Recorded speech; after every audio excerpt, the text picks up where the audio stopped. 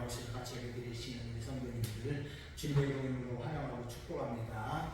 날씨가 갑자기 많이 쌀쌀해졌어요. 그래서 이렇게 여름 옷을 입다가 갑자기 겨울옷을 입어야 될 정도로 쌀쌀해졌는데, 저도 이렇게 이제 봄옷 이렇게 춘추복을 입었으려면은 갑자기 이제 추워져서 새벽 예배 나올 때는 겨울옷을 입고 나와야 됩니다. 이 감기들도 조심하시고 또 하나님 은혜 가운데 늘 기도 생활하시기 바랍니다.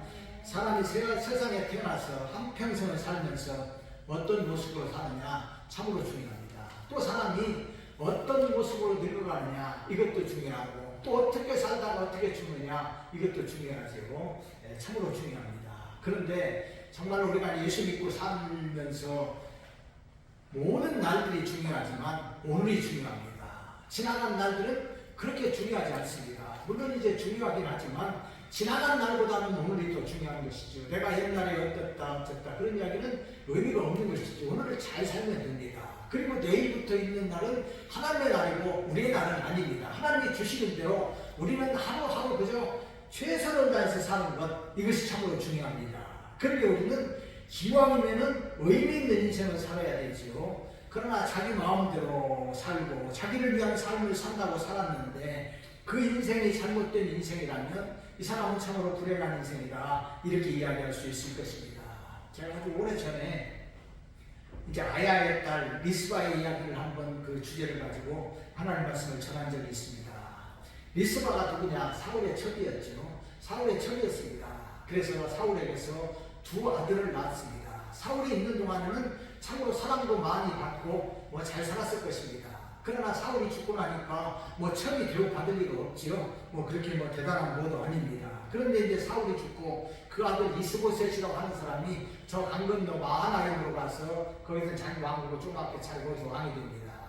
아브넬이라고 하는 이제 이 사람은 사울 때 군대 장관이었는데 그때도 군대 장관이었죠. 그런데 이 사람이 사울의 첩 바로 리스바와 간통을 하는 사건이 벌어지게 됩니다. 사울 왕의 아들 이스보셋이 보니까 괘씸합니다. 자기 아버지의 첩이었는데 군대 장관 아브넬이 그들과 이렇게 간통을 하고 그것이 이제 소문이 나고 들키니까 이제 괘씸했기 때문에 이 아브넬을 책망했습니다. 군대 장관을. 그러니까 이 아브넬이 생각하기를 이 괘씸하다. 내가 저를 왕으로 세웠는데 나를 무시해. 그래가지고 둘 사이가 벌어졌습니다. 그래가지고 군대 장관과 왕 사이에 이제 사이가 벌어져 버리니까 역시 이제 이스라엘, 다시 말해서 이 이스보셋의 그 이스라엘은 무너지고 말았던 것을 우리가 성경을 통해서 보게 됩니다. 이렇게 리스바라고 하는 여인은 사울의 첩이었으면서도 간통을 하고 이제 그렇게 삶을 살았는데 그 삶이 이제 나중에 보니까 참 어려운 삶을 살게 됩니다. 기본 이제 나중에 사건으로 인해가지고 이 다윗이 이 기본 사람들의 원수를 갚아주는 일이 생기게 되는데 그때 사울 왕의 족속들 7명을 잡아서 목매 달아라, 죽여서 몸이 장대에 달아라, 이렇게 기본 사람들이 요청을 하게 되는데 그때 바로 리스바의 두 아들도 살해당하게 됩니다. 사형당하게 되지요. 그리고 나서 이제 그 시체가 버려졌습니다. 리스바는 자기 아들들의 시체라도 지키기 위해서 밤낮 가리지 않고 새들이 혹시 와서 이제 그것을 이 시체를 뜯어먹으면 안 되니까 이 두 아들의 시체를 지켰던 일을 우리가 사무엘하 21장을 통해서 보게 됩니다. 참으로 좋은 그런 그 인물을 가지고 태어났지만 불행한 인생을 살다간 리스바라, 이렇게 이야기할 수 있을 것입니다. 오늘 본문은 자기 지혜로 살다가 불행한 죽음으로 인생을 마감한 아히도벨에 관한 이야기입니다. 먼저 본문인데 아히도벨은 누군가? 아히도벨에 대해서 살펴보려고 합니다. 이 사람은 길로 사람 아히도벨이다. 15장 12절을 말씀하고 있는데 이 사람은 다윗의 모사입니다.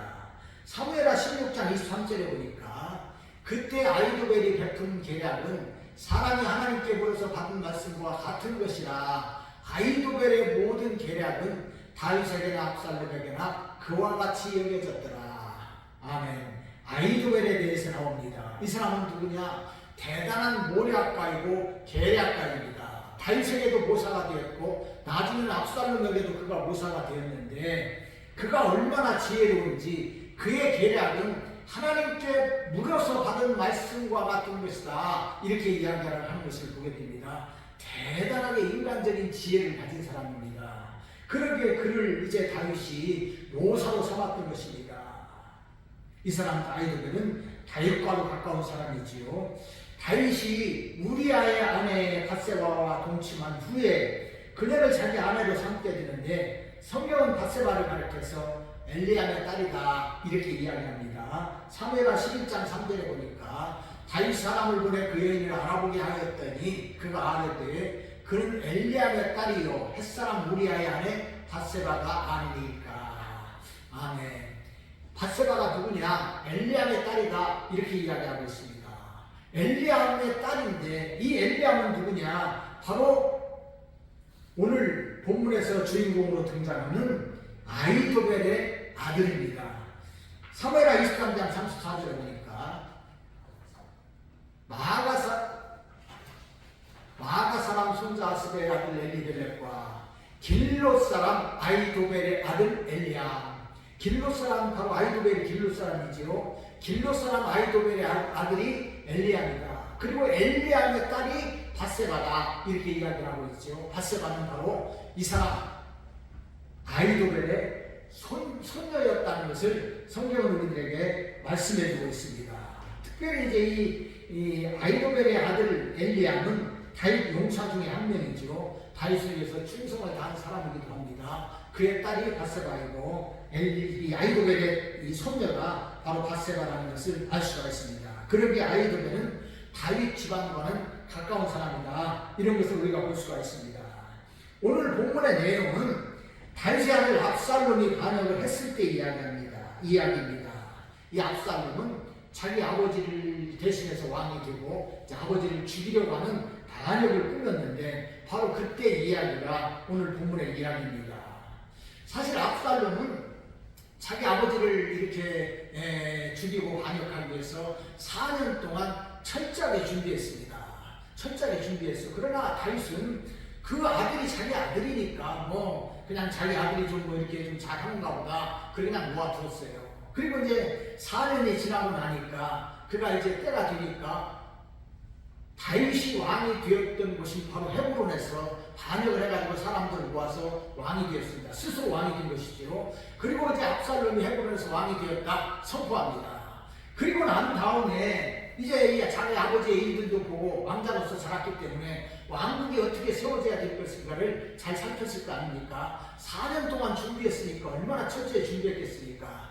그리고 나서 제일 중요한 사람이 누구냐? 바로 모사지요. 계략가가 필요한 것입니다. 전략가가 필요하죠. 그래서 이제 이 압살롬은 바로 아히도벨을 초청합니다. 그래서 아히도벨을 이제 자기 곳으로 오게 되지요. 그리고 난 후에 아히도벨의 계략에 따라서 왕궁을 다져나가는 모습을 보게 됩니다.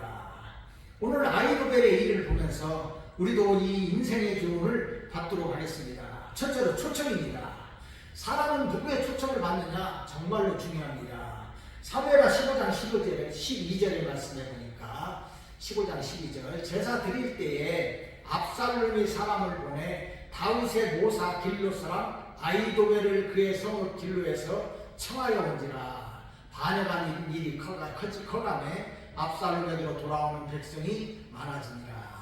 아멘. 이게 이제 이 압살롬이 왕이 되고 제사를 드릴 때에 사람을 보내서 바로 길롯 사람 아히도벨을 초청해서 데려옵니다. 바로 이제 모사를 초청하는데 바로 그 사람이 길롯 사람 아히도벨인 것을 보게 됩니다. 이 사람 이 아히도벨은 다윗의 원래 모사지요. 다윗의 계략가입니다. 그럼에도 불구하고 그는 다윗과 함께 예루살렘 성읍에 있었던 것이 아니라 자기 고향으로 돌아와 있었던 것이죠. 왜 다윗의 계략가가 다윗 성에 있지 않고 자기 고향에 돌아왔을까 하는 문제가 생기게 됩니다. 많은 성경학자들은 이렇게 해석을 합니다. 아히도벨이 다윗의 계략가로 있을 때는 이제 다윗이 이렇게 자기 왕국을 왕성하게 할 때인데 이제 그 다윗이 나중에 모든 이런 나라들을 평정을 하고 나라가 이제 평안해지니까 잘못된 일을 저질렀지요. 자기 왕국을 거느리다가 목욕하는 여인을 발견하게 됩니다. 그리고 이제 이 음란이 이렇게 하게 되는 것을 보게 되는데 그 여인을 데려오게 되지요. 그 여인이 누구였느냐? 아까 우리가 읽었던 대로 바로 우리아의 아내 바세바였습니다. 이 바세바를 데려다가 이제 음행을 하고 그 일이 탄로나게 되니까 바세바의 남편인 우리아를 전장에서 죽입니다. 악한 방법으로 죽였지요. 사실 이제 이 바세바의 남편 우리아는 충성된 그 다윗의 신하였습니다. 그럼에도 불구하고 자기의 치부를 감추기 위해서 우리아를 죽이는데 전장에서 악한 방법으로 죽였습니다. 이 일을 누가 알았겠습니까? 아히도벨이 알았다 그 말입니다. 그렇게 아히도벨은 이런 다윗의 행동을 보았기 때문에 이제 그것을 아주 나쁜 일로 여겼습니다. 바로 이 바세바가 누구냐? 자기 손녀지요. 손녀와 간음을 하고 바로 이 손녀 사위를 죽였던 것입니다. 이런 모든 것을 알게 된 아이들은 다윗과 더 함께 있기가 싫었던 것입니다. 그래서 자기 고향으로 돌아왔다 이렇게 성경학자들은 해석을 하는데 좋은 해석이다 이렇게 생각이 듭니다. 그렇게 아히도벨은 다윗에 대해서 좋지 않은 감정을 가지고 있었던 것입니다. 이것은 너무나도 사랑하는 압살롬이기 때문에 바로 이 사람 아히도벨을 통해서 이제 자기 모사로 삼기 위해서 그를 초청했던 것을 보게 됩니다. 아히도벨은 압살롬의 초청에 기꺼이 응해서 압살롬에게 왔습니다. 그러나 압살롬은 자기 욕심을 위해서 반역을 한 사람이지요. 악의 세력이요 사단의 세력이라고 할 수 있습니다. 이런 압살롬을 도와서 안으로 왕국을 세우려고 하는 발상 자체가 잘못된 일이라고 할 수밖에 없습니다. 그럼에도 불구하고 아히도벨은 이 악한 일에 가담을 하게 되었습니다. 우리가 여기서 생각해야 될 것이 무엇이냐? 사람은 누구의 초청을 받느냐? 참으로 중요합니다. 어떤 사람은 하나님의 초청을 받고 어떤 사람은 사단 마귀의 초청을 받습니다. 하나님으로부터 초청을 받은 사람은 아름다운 인생이지요. 귀한 인생이고 값어친 인생이 되지만 그러나 사단 마귀의 초청을 받는다면 그건 저주의 인생이 되는 것을 보게 됩니다. 하나님의 종이요 예수 그리스도의 종으로 부름받은 사람은 기쁨과 감사함으로 이 일들을 감당하게 됩니다. 그래서 집안에서 목사가 되게 되면 많은 사람들이 그 목사가 된 것을 축하하고 함께 기쁨을 나누는 것을 보게 됩니다. 그러나 사단 마귀의 부름을 받아서 무당이 되는 사람들은 억지로 하게 됩니다. 가족으로부터도 축하를 받지 못합니다. 지난달에 24일에 자신의 딸을 무당시키려 한다고 누나를 살해한 60대가 있었습니다. 바로 이제 이 서울 강동경찰서에서 이제 이 사람을 살인죄로 이렇게 이제 잡아들였던 것을 보게 됩니다. 왜 자기 누나를 살해했느냐? 자기 누나가 무당이었는데 바로 이 동생이 자기 딸을 갖다가 무당을 시키려고 하는 거예요. 자기 딸이 무당이 되면 아버지가 기분이 좋겠으니까 안 좋은 거예요. 그러니까 자기 딸을 무당시키려고 한 누나를 죽인 겁니다. 우리가 무엇을 알 수가 있습니까? 사단 마귀의 초청을 받은 사람은 본인도 힘들지만은 가족들도 좋아하지 않습니다. 그렇기 때문에 아버지도 자기 딸이 무당되려고 하니까 그것이 싫어서 자기 딸을 무당시키려고 한 누나마저도 죽였던 것을 보게 됩니다. 그러므로 사람이 누구의 초청을 받고 부름을 받느냐 하는 것은 중요한 것입니다. 아히도벨은 불행하게도 잘못된 사람의 초청을 받았습니다. 또한 초청을 받았을지라도 잘못된 초청이면 마땅히 거부해야만 됐습니다. 그러나 그는 잘못된 초청에 기꺼이 응해서 잘못된 일을 저질렀던 것을 보게 됩니다. 아히도벨이 잘못된 사람으로부터 초청을 받은 것은 그 행동에 문제가 있었기 때문에 그렇습니다.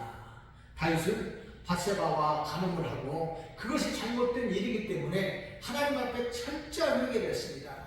눈물이 침상을 적실 만큼 철저하게 그는 하나님 앞에 회개를 했고 하나님으로부터 징계도 받았습니다. 그러면 아히도벨은 마땅히 다윗을 용서했어야 됩니다. 그러나 이 사람은 용서할 줄 몰랐습니다. 그는 인간적인 자기 기준을 가지고 있는 사람입니다.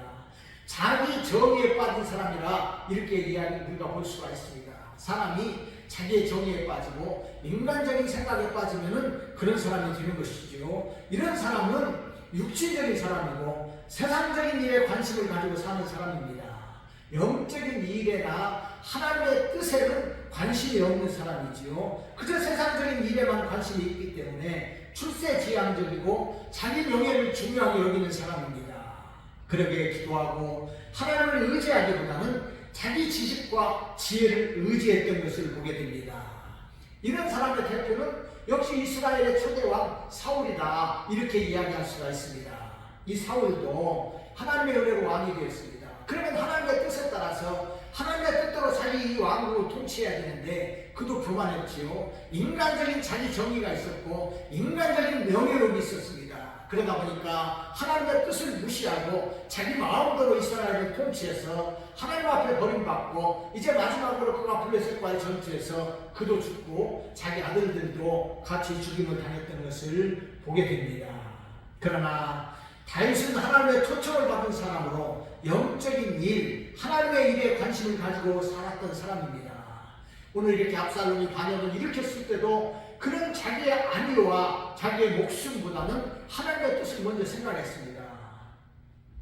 그래서 제사장들이 하나님의 성전에서 법궤를 가지고 왔을 때도 법궤를 다시 가져가라 이렇게 명령을 했던 것을 보게 되는데 사무엘하 15장 25절에 보니까 왕이 사독에게 이르되 보라 하나님의 궤를 성읍으로 도로 메어 가라. 만일 내가 여호와 앞에서 은혜를 입으면 도로 나를 인도하사 내게 그 궤와 그 계신 데를 보이시리라. 아멘. 사람이 위험하면 어떤 도움이라도 받게 되는 것을 보게 됩니다. 바로 이제 우리가 이제 하나님의 궤를 악한 데 이용한 사람들이 있었죠. 전장에서 이용한 그런 사람들이 있었던 것을 보게 됩니다. 왜 그렇습니까? 혹시라도 하나님의 궤를 통해서 하나님의 도움을 받고자 했던 것이죠. 그러기에 사독 제사장이 하나님의 궤를 전장으로 메어 올라왔습니다. 그때 다윗이 말하는 것이죠. 하나님의 궤는 그래서는 안 된다. 나를 위해서 하나님의 궤를 이용하면 안 된다. 하나님의 성전에다가 도로 갖다 놔라. 하나님께서 은혜를 베풀으시면 내가 다시 와서 하나님을 배울 것 아니냐. 이렇게 이야기했던 것을 보게 됩니다. 이것이 하나님의 선택을 받은 믿음의 사람의 행동입니다. 그러기에 중요한 것은 우리는 하나님의 선택을 받고 하나님의 초청을 받은 사람이라는 것입니다. 하나님께서 우리를 선택하셨는데 하나님의 선택은 인간적인 것을 뛰어넘는 것입니다. 에베소서 1장 4절 5절에 보면 곧 창세전에 그리스도 안에서 우리를 택하사 우리로 사랑 안에서 그 앞에 거룩하고 흠이 없게 하시려고 그 기쁘신 뜻대로 우리를 예정하사 예수 그리스도로 말미암아 자기의 아들들이 되게 하셨으니 아멘. 우리는 누구의 선택을 받았습니까? 누구의 초청을 받았습니까? 하나님의 초청을 받았습니다. 하나님의 선택을 받고 하나님의 초청을 받았습니다. 예수님의 십자가로 말미암아 하나님의 아들이 되게 하셨는데 우리를 하나님께서 초청해 주시고 우리를 선택하셔서 하나님의 아들들이 되게 하셨습니다. 하나님의 자녀가 되게 하셨다는 말씀입니다. 너무나도 큰 사랑이요 큰 은혜입니다. 그러므로 우리가 사탄의 초청을 받은 것이 아니라 세상의 초청을 받은 것이 아니라 하나님의 초청을 받고 하나님의 자녀가 되게 하신 하나님의 은혜를 늘 깊이 생각할 수 있기 바랍니다. 둘째로 배신입니다. 아이도벨은 다윗을 배신하고 압살롬에게로 갔습니다. 사무엘하 15장 12절 다시 보면 제사 드릴 때에 압살롬이 사람을 보내 다윗의 모사 길로 사람 아이도벨을 그의 성읍 길로에서 청하여 온지라. 반역하는 일이 커지매 압살롬에게로 돌아오는 백성이 많아지니라. 아멘. 아이도벨은 다윗을 배신하고 압살롬에게로 갔습니다. 시작이 잘못된 것이죠. 다윗은 비록 실수가 있었지만 하나님을 의지하고 하나님의 뜻을 구하는 사람입니다. 그러면 아이도벨도 역시 자기 마음에 맞지 않는 그런 부분도 있지만 계속해서 다윗 곁에 머물고 다윗과 함께 해야만 했던 사람입니다.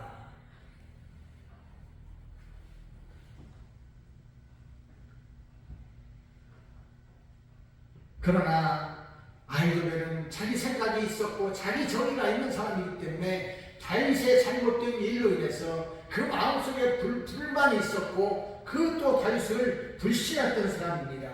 그러기에 그런 불만의 마음이 있었기 때문에 그 마음을 너무나도 잘 아는 불량한 사람 압살롬이 그를 초청했던 것을 보게 됩니다. 그리고 아이도벨은 기꺼이 다윗을 배신하고 반역자 압살롬에게로 갔던 것을 봅니다. 아이도벨은 반역자에게로 갔기 때문에 그도 반역하는 행동을 하는데 참으로 반역자의 길을 그도 갔던 것을 보게 됩니다. 먼저는 압살롬으로 하여금 아버지의 첩들과 간음을 하게 합니다. 사무엘하 16장 20절 21절 말씀입니다. 압살롬이 아히도벨에게 이르되 너는 어떻게 행할 계략을 우리에게 가르치라 하니 아히도벨이 압살롬에게 이르되 왕의 아버지가 남겨두어 왕궁을 지키기 위한 후궁들과 더불어 동침하소서. 그리하면 왕께서 왕의 아버지가 미워하는 바됨을 온 이스라엘이 들으리니 왕과 함께 있는 모든 사람의 힘이 더욱 강하여지리이다 하니라. 아멘. 무슨 이야기입니까? 아이들에게 모략을 내라, 우리를 가르치라. 그러니까 첫 번째로 가르친 것이 무엇이냐? 그때 이제 다윗이 예루살렘 궁을 비워두고 도망가면서 10명의 첩을 남겨두었습니다. 그랬더니 아이들이 이야기합니다. 아버지의 첩들과 간음을 하라. 모든 사람이 보는 앞에서 간음을 하라. 그러면 이제 왕이 아버지에게 미움을 받았기 때문에 사람들이 다시는 이제 둘이 화합할 수 없을 것이다, 이렇게 생각할 거 아니냐. 그러면 반역이 더욱 강하게 될 것이니까 이제 그렇게 하라, 이렇게 가르쳤던 것을 보게 됩니다. 대단한 모략이지요. 자기 머리에서 지혜를 짰다고 할지 모르겠지만은 그것은 잘못된 계략입니다. 첫 번째는 하나님의 뜻에 어긋난 것이죠. 하나님의 말씀에 어긋난 계략을 가르쳤습니다. 악한 자의 선택을 받아서 악한 길로 가다 보니까 이런 길을 가게 되는 것을 우리가 보게 됩니다. 참으로 잘못된 것입니다. 아버지의 첩과 어떻게 은행을 한단 말입니까? 하나님께서는 철저하게 그것을 금하셨습니다. 그리고 그렇게 하는 것은 하나님의 율법을 어기는 악한 죄가 되는 것이죠. 그럼에도 불구하고 아히도벨은 압살롬에게 이것을 가르쳤습니다. 반역자에게로 갔기 때문에 반역의 행동을 하는데 악한 행동을 하는 것을 보게 됩니다.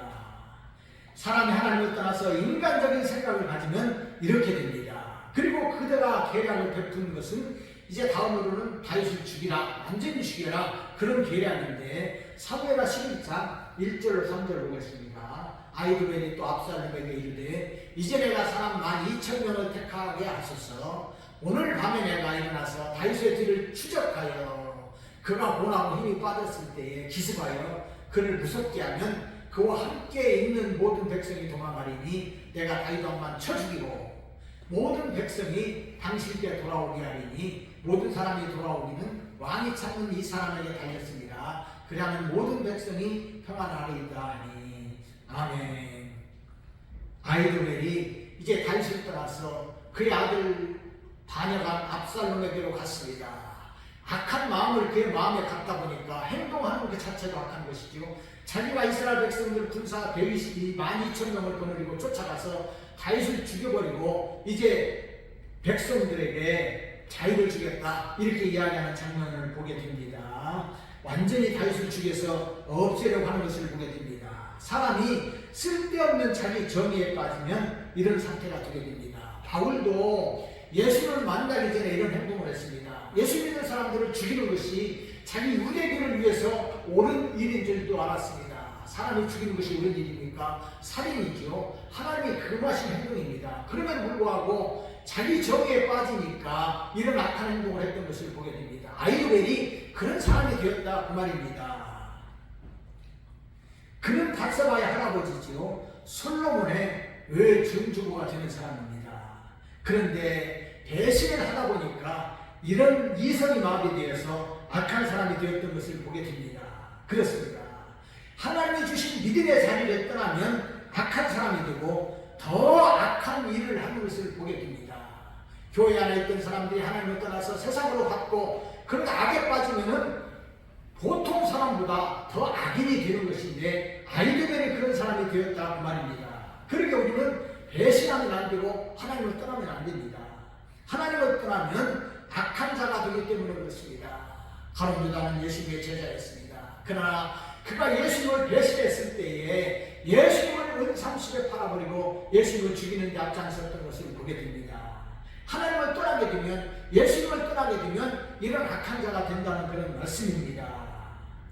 이런 배신자에게는 앞날에 대한 소망이 없습니다. 바울과 동역했던 데마도 세상으로 향해 갔습니다. 디모데후서 4장 10절에 보니까 대만은 이 세상을 사랑하여 나를 버리고 데살로니가로 갔고, 대만은 바울과 함께했던 사람이지만 세상을 사랑해서 나를 버렸다, 이렇게 말씀하고 있는 것을 보게 됩니다. 그러므로 하나님을 떠나고 배신하면 안 되지요. 끝까지 믿음을 지키고 믿음 안에 살아야 됩니다. 육신적인 생각, 인간적인 생각에 빠지면 하나님을 떠나기가 쉽습니다. 그러므로 우리는 믿음으로 말씀을 붙잡고 주님과 함께하는 성도들이 되시기를 바랍니다. 세 번째로 배신의 결과입니다. 오늘 본문이죠. 23절입니다. 사무엘하 17장 23절. 아히도벨이 자기 계략이 시행되지 못함을 보고 나귀 한 장을 지우고 일어나 고향으로 돌아가 자기 집에 이르러 집을 정리하고 스스로 명매여 죽음에 그의 조상의 도에 장사되니라. 아멘. 아히도벨은 다윗을 배신하고 압살롬에게로 갔습니다. 그래서 꾀를 내는 것이죠. 첫 번째 꾀는 실행이 되었습니다. 그 꾀는 바로 하나님 말씀을 따라서 이제 압살롬이 자기 아버지의 첩들과 동침하라고 했는데 그대로 시행이 되었습니다. 그리고 두 번째 계략을 낸 것인데 이 계략은 다윗의 친구 후세에 의해서 실현되지 못했습니다. 하나님께서 그의 악한 계략을 막으신 결과입니다. 사무엘하 17장 14절 말씀에 압살롬과 온 이스라엘 사람들이 이르되 아렉 사람 후세의 계략은 아히도벨의 계략보다 낫다 하니 이는 여호와께서 압살롬에게 화를 내리려 하사 아히도벨의 좋은 계략을 물리치라고 명령하셨습니다. 아멘. 아히도벨의 계략은 무엇입니까? 12,000명의 군사를 거느리고 갑자기 쳐들어가서 피곤해 있는 다윗을 죽이고 다른 사람들은 다 살려두고 다윗만 죽이고 오겠다는 그런 계략이었습니다. 악한 계략이지요. 하나님을 떠나서 자기 꾀를 낸 그런 계략입니다. 잘못된 계략이었습니다. 그러게 하나님께서 그 꾀를 막으신 것이죠. 사람의 꾀가 하나님의 꾀를 앞설 수가 없습니다. 아무리 좋은 계략이고 좋은 지혜가 있다 할지라도 하나님의 뜻을 앞설 수는 없는 것입니다. 하나님은 다윗을 사랑하셨습니다. 그리고 다윗에게 약속을 주셨습니다. 그의 나라가 견고하리라는 약속을 주셨던 것이죠. 그렇기 때문에 하나님을 알고 하나님의 뜻을 아는 사람이라면 다윗을 죽이는 일에 앞장설 수가 없었던 것입니다. 그러나 아히도벨은 자기 지혜를 믿고 다윗에게 불만을 품었기 때문에 이런 꾀를 냈지만은 결국은 하나님께서 그 좋은 계략을 물리쳤습니다. 그러기에 그 뜻이 실현되지 못했던 것을 보게 됩니다. 하나님의 뜻을 살피지 못하고 자기 지혜로 꾀를 냈던 바로 아히도벨의 잘못이 이것입니다. 그런 인간적인 자기 생각에 앞서서 하나님의 뜻을 무시했습니다. 그러기에 그도 더 이상 압살롬에게 쓰임받지 못하는 신세가 되었던 것을 보게 됩니다. 그래도 그는 모사기 때문에 인간적인 지혜가 있어서 나의 계략을 따르지 않고 후세의 계략을 따르는 것은 잘못됐고 이제 압살롬은 전쟁에서 지고 망할 것이라는 사실을 알았습니다. 그러기에 그는 자기 고향으로 돌아가서 집을 정리하고 스스로 몸매어서 죽는 자살의 길을 선택했습니다. 왜 그랬습니까? 이제 자기 꾀가 실현되지 못했기 때문에 다윗이 승리할 것을 알았죠. 다윗이 승리하고 다시 예루살렘에 돌아오면 자기의 무리들이 자기가 편안하겠습니까? 이것을 알기 때문에 다윗이 무서워서 그는 죽음의 길을 택하는데 자살의 길을 택하고 말았던 것을 보게 됩니다. 자기 지혜로 산 사람 아히도벨의 삶은 비극으로 그 끝을 맞았던 것을 우리가 보게 됩니다. 그러므로 우리는 이것을 교훈으로 삼아야 됩니다. 육신적인 일은 사단 마귀의 일입니다. 사단 마귀는 사람에게 저주와 멸망만 줄 뿐입니다. 사람에게 결코 복을 주거나 좋은 일을 하게 할 수가 없는 것이 사단 마귀입니다. 그러므로 악인이 잘 되는 것 같지만 결코 잘 될 수 없습니다.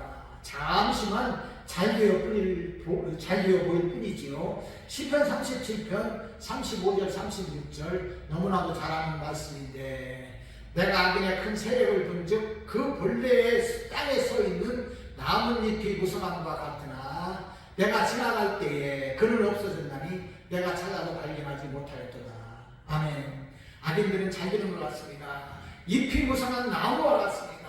그러나 오래가지 못합니다. 내가 지나갈 때 그는 없어졌나니 내가 찾아도 발견하지 못하였도다. 이렇게 다윗이 고백하는 모습을 보게 됩니다. 그렇습니다.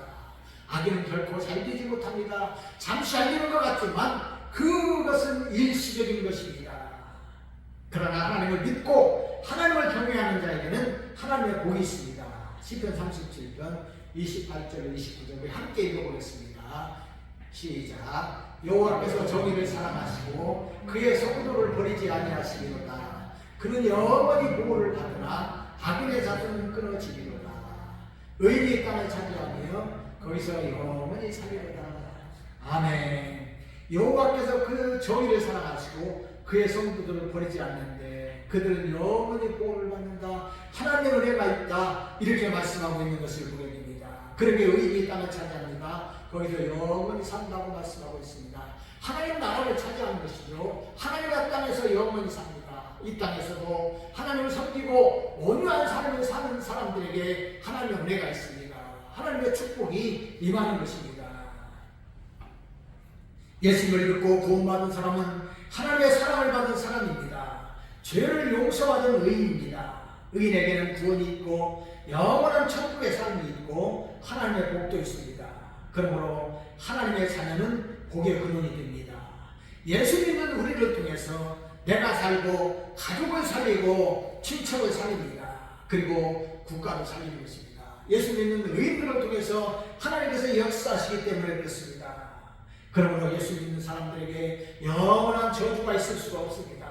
사망도 없습니다. 영원한 애통도 없습니다.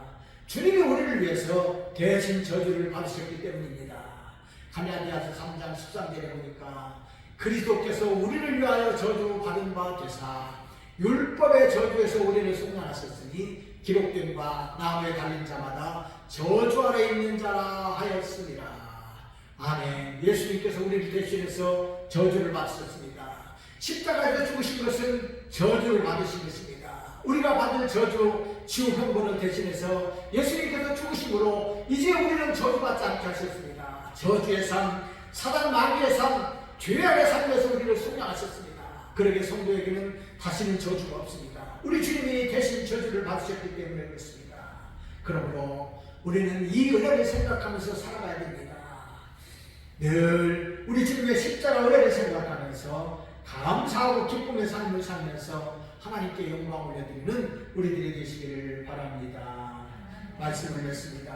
자기 지혜로 살다가 자살로 망한 아이들의 생을 보면서 우리는 어떤 삶을 살아야 될 것인가를 생각하게 됩니다.